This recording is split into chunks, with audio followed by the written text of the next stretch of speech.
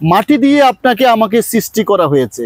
আমাদের মানুষের 4টি উপাদান দিয়ে তৈরি করা হয়েছে। পবিত্র কোরআনে আল্লাহ সুবহানাহু ওয়া তাআলা বলেছেন, 1 নাম্বার হলো মাটি, 2 নাম্বার পানি, 3 নাম্বার আগুন, 4 নাম্বার বায়ু অথবা বাতাস। এই 4টি উপাদানের সংমিশ্রণে একটি মানব দেহ গঠন করেছে আল্লাহ সুবহানাহু ওয়া তাআলা। এই মানব দেহের মধ্যে অজস্র অসংখ্য অনেক কোটি কোটি টাকার পার্টস অথবা জিনিসপত্র যেটা বলে দিয়ে থাকে। সেখানের মধ্যে সবচেয়ে যে গুরুত্বপূর্ণ আমরা হার্ট, যেটাকে আমরা হৃদয় বলি, সে হৃদয় দিয়ে রাখছে। কিন্তু এই হৃদয়ের ভিতরে আল্লাহ সুবহানাহু ওয়া তাআলা একটা পবিত্র জিনিস দিয়ে রাখছে, সেটা ফেরেশতাদের নাই। সেই পবিত্র জিনিসটি হলো আত্মা। এই আত্মা যখন আল্লাহ সুবহানাহু ওয়া তাআলা এই হার্টের ভিতরে, হৃদয়ের মধ্যে তার হুকুমটা দিয়ে দিয়েছিল, তখন তো সেই মহামূল্যবান, অনেক শ্রেষ্ঠ হিসেবে পরিচিত হয়ে গেছে। কিন্তু আত্মা, হার্ট একটা মৃত মানুষেরও হার্ট থাকে, এবং পশু পাখি হতে শুরু করে সবার কিছুর মধ্যে হার্ট থাকে।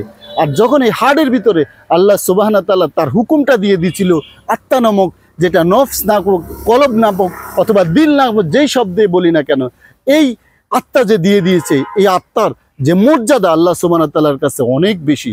এই আত্মাকে যদি মানুষ পবিত্র রাখে, সুন্দর রাখে কর্ম দ্বারা, সে আত্মা হয়ে যায় পবিত্র আত্মা।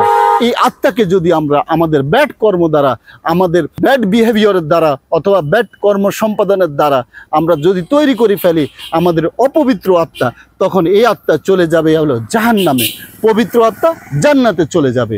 এই আত্মার যে গুরুত্ব এত সুন্দর, আল্লাহ সুবহানাহু ওয়া তাআলা আত্মাকে প্রবেশ করে দিয়েছে সেই হার্টের ভিতরে অথবা হৃদয়ের এক খণ্ড মাংসের ভিতরে।